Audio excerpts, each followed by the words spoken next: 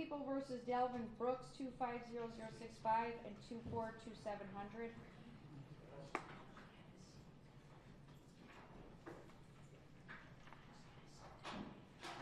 On behalf of the people. And good afternoon, Your Honor. The Director Sean Collins, appearing on behalf of the defendant Dalvin Brooks, in custody of issues shortly.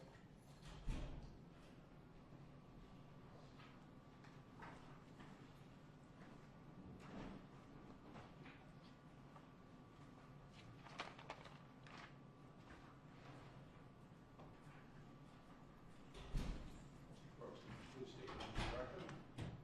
Dalvin Brooks. Judge's time and date set for a preliminary examination in this case. I've gone over with my client and his rights to have this preliminary examination. After a discussion, we decided it seems best interest to have this matter waived over to the circuit court without the need for that hearing. He's willing to waive that hearing. It's our understanding that this case will be assigned to the Honorable Michael Savito in the circuit court, with the next court date being on April 17th. At 8:30? Yes, sir. All right, sir, you understand that you have the right to have preliminary examination, at which time the prosecuting attorney has to prove that a crime is committed and probable cause exists to believe that you're the one that committed that crime. Do you understand what that means? Yes, Your Honor. Your attorney has indicated that you wish to waive your right to have that type of hearing. Do you understand that if you waive your right to have that type of hearing, you won't have an opportunity to have that type of hearing again in the future? Yes, Your Honor. Okay, and knowing all of that, you still wish to waive your right to that hearing? Yes, Your Honor. Okay, I find the waiver to be freely, knowingly, and voluntarily given, so I will bind this matter over to circuit court. And correct, counsel, your next court date will be on April 17th at 8:30 in front of Judge Mike Servito. Judge, may we go some of the bond conditions at this time?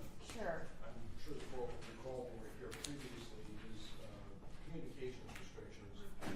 His communications were restricted at the jail because he had made some calls to people with whom he had a contact division. I've talked to Mr. Brooks about this. He understands the severity and seriousness of what he did. I don't think that it's going to be repeated if the court were to see it fit to lift some of his communications restrictions. He wants to be able to reach out to his mother and other various family members, not to the victims or the complaining witnesses in this case. Your Honor, the people would strongly oppose this motion made by defense counsel. I understand that he has been under restriction for some time. The fact is that there were multiple calls to the complainant in this, multiple calls. And only when you restricted his phone privileges did they stop.